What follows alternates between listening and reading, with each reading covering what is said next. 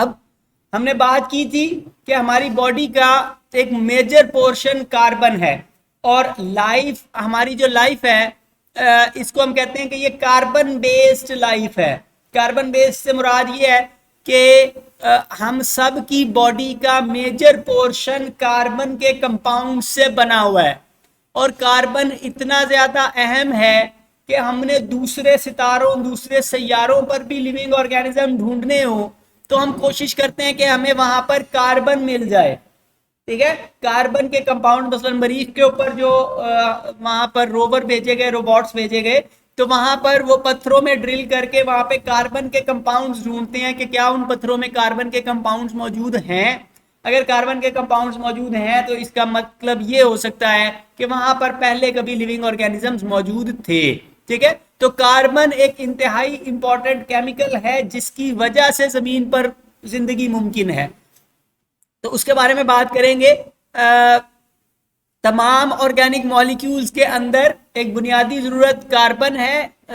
Carbon की अपनी बड़ी यूनिक प्रॉपर्टीज हैं, ऐसी प्रॉपर्टीज जो इसको दूसरे एटम से मुख्तलिफ बनाती हैं, और इन्हीं की वजह से फिर लाइफ पॉसिबल होती है।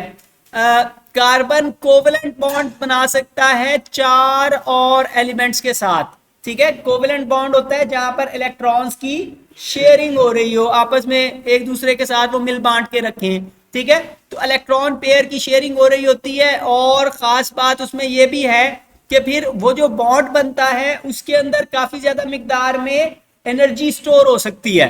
ठीक है, कार्बन और हाइड्रोजन का जो बॉन्ड होता है उसके अंदर बहुत ज्यादा एनर्जी स्टोर हो सकती है। मिसाल के तौर पे आपने देखा हुआ है, सुबह खाना किस चीज पे पकाया था?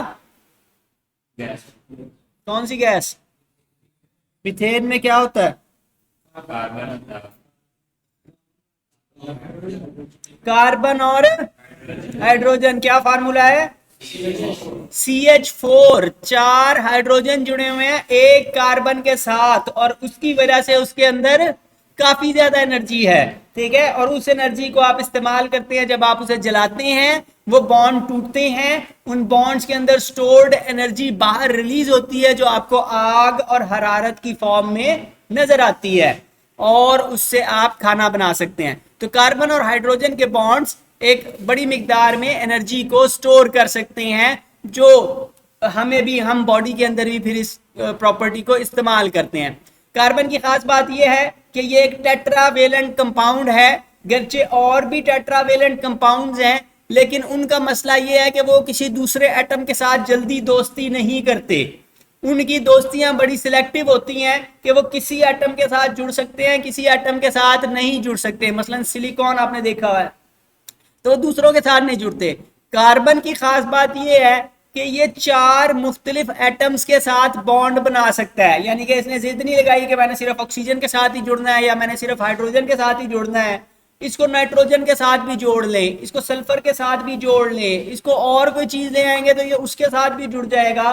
तो ये मुख्तलिफ चीजों के साथ जुड़ सकता है, इसकी खास बात ये है।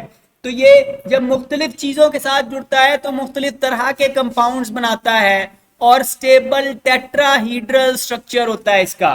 टेट्राहीड्रल से मुराद ये है कि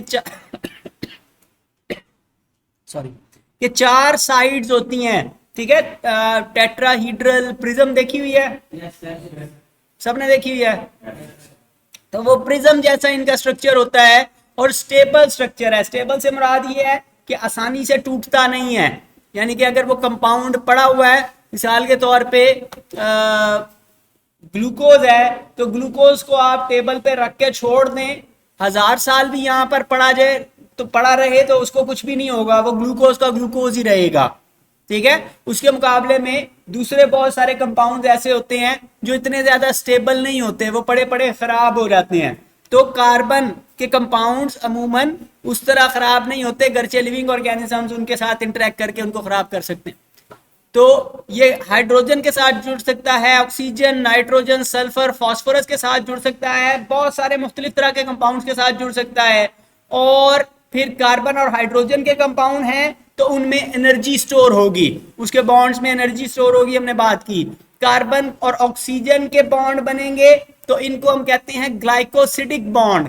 कार्बोहाइड्रेट्स में आगे चल के देखेंगे कि ग्लाइकोसिडिक बॉन्ड के अंदर फिर दो कार्बोहाइड्रेट के मॉलिक्यूल आपस में जुड़ते हैं, फिर कार्बन और नाइट्रोजन का बॉन्ड पाया जाता है पेप्टाइड बॉन्ड।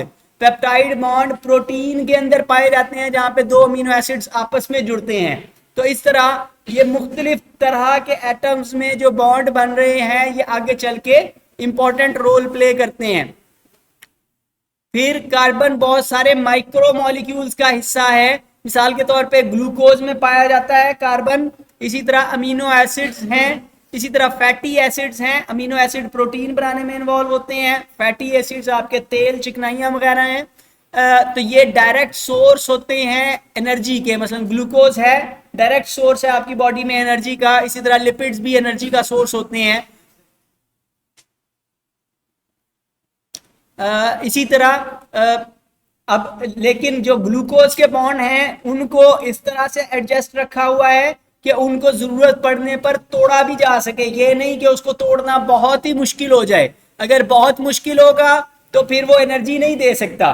ठीक है, कोई ऐसी चीज होनी चाहिए जो जरूरत पड़ने पर तोड़ के उसमें से एनर्जी निकाली जा सके, लेकिन अगर वो पड़ी हुई है तो फिर पड़ी भी रहे, बिला वजह धमाका ना होता रहे उसमें। ठीक है, मसलन पेट्रोल वगैरह होता है तो वो जल भी सकता है, लेकिन जब तक वो रखा हुआ है तब तक रखा भी हुआ है।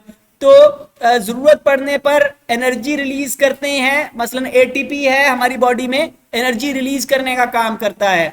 और फिर इन माइक्रो मॉलिक्यूल्स को जोड़कर आप बड़े बड़े मॉलिक्यूल्स भी बना सकते हैं। यही नहीं है कि वो छोटे छोटे मॉलिक्यूल बस छोटे मॉलिक्यूल ही हैं और बड़े वाले अलहदा होंगे।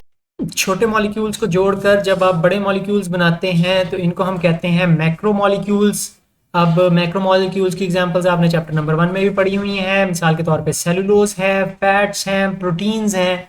तो ये फॉर एग्जांपल ग्लूकोज के जुड़ने से या फैटी एसिड्स के जुड़ने से या अमीनो एसिड्स के जुड़ने से बिलतरतीब बनते हैं।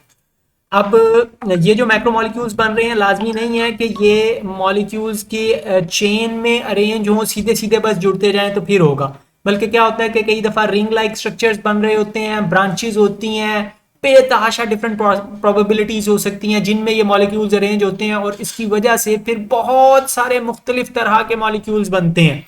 अब ये बड़े बड़े मॉलिक्यूल्स अमूमन पानी के अंदर इनसॉल्युबल होते हैं, इसलिए हमारी बॉडी में इंपॉर्टेंट स्ट्रक्चर्स बनाते हैं। फॉर एग्जांपल हमारी बॉडी में बाल, नाखून और खाल वगैरह बनाने में ये इन्वॉल्व होते हैं, या हड्डियां और कार्टिलेज बनाने में इन्वॉल्व होते हैं। इसी तरह एनर्जी एक्स्ट्रा जो आपकी बॉडी में अवेलेबल हो, फॉर एग्जांपल ग्लूकोज है तो वो सेलुलोज या स्टार्च या ग्लाइकोजन की फॉर्म में, मैक्रो मॉलिक्यूल्स की फॉर्म में स्टोर होता है।